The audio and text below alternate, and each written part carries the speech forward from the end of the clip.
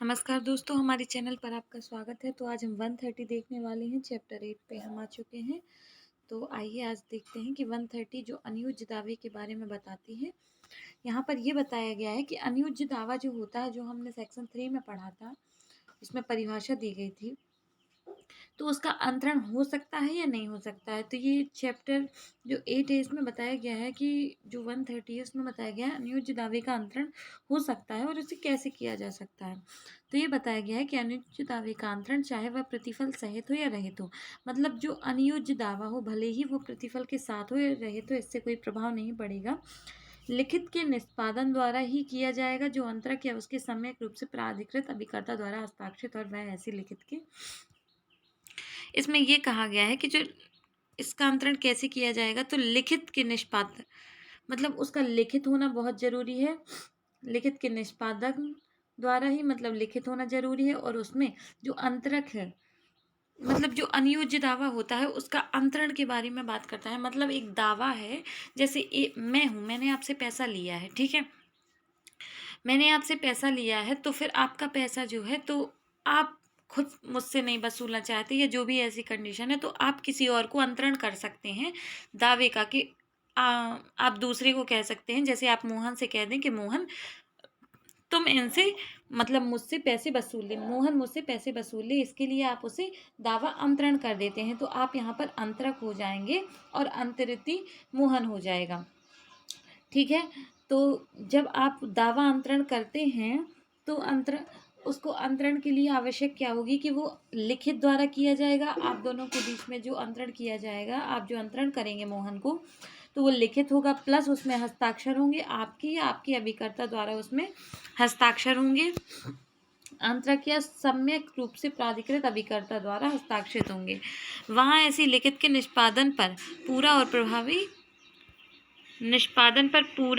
प्रभावी हो जाएगा। और तदुपरि अंतरक के सब अधिकार और उपचार, चाहे वे नुकसान के तौर पर हों या अन्यथा हों, अंतरिति में निहित हो जाएंगे, चाहे अंतरण की ऐसी सूचना जैसी तस्मिन पश्चात उपबंधित है दी गई हो या ना दी गई हो।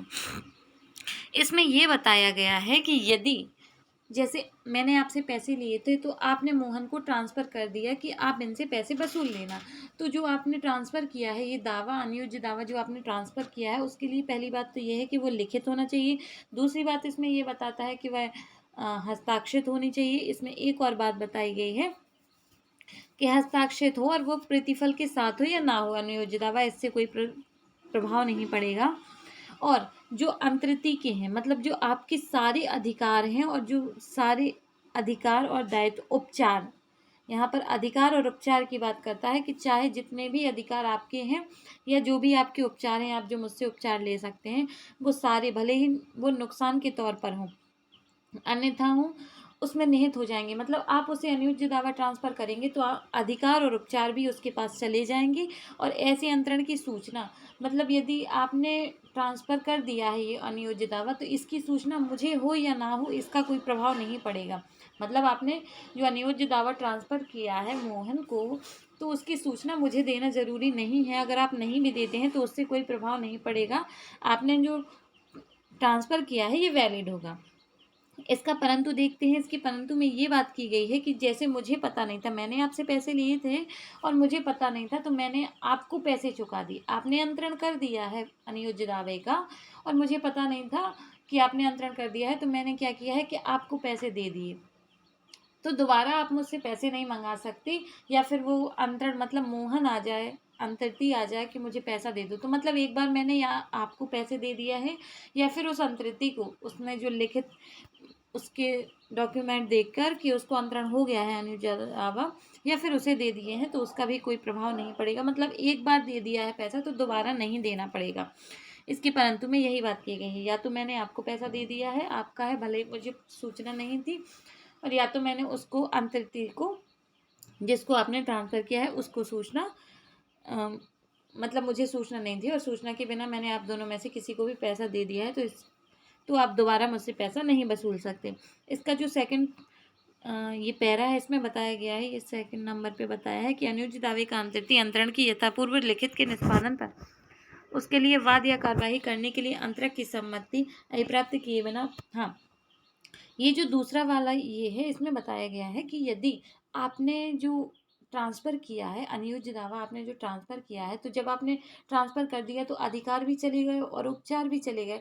तो उसी को एक तरीके से स्पष्ट करता है कि आपने अंतर्ति को जो सब कुछ उपचार और अधिकार दे दिए हैं, तो उसके पास ये भी अधिकार होगा कि वो बाद लाए मेरे खिलाफ, कि उसे मुझसे पैसे वसूलने हैं। तो इसके लिए क्या है कि उसे आपकी इजाज़त लेने की ज़रूरत नहीं पड़ेगी। फिर से देखते हैं कि जैसे आपने अधिकार और उपचार ट्रांसफ़र कर दिए हैं अंतर्ति को, ये जो अंतर्ति था और आप ये हैं, आपने इसे अधिकार और उपचार ट्रांसफ़र कर दिए हैं, तो ये अगर मुझसे पैसा वसूल करना चाहता है, तो इसके लिए वाद यदि लाता है, यदि ये वाद लाता है मुझसे पैसा वसूल करने के लिए, तो इसको क्या है कि आपसे अनुमति लेने की ज़रूरत नहीं है कि मैं वाद लाऊं या नहीं लाऊं।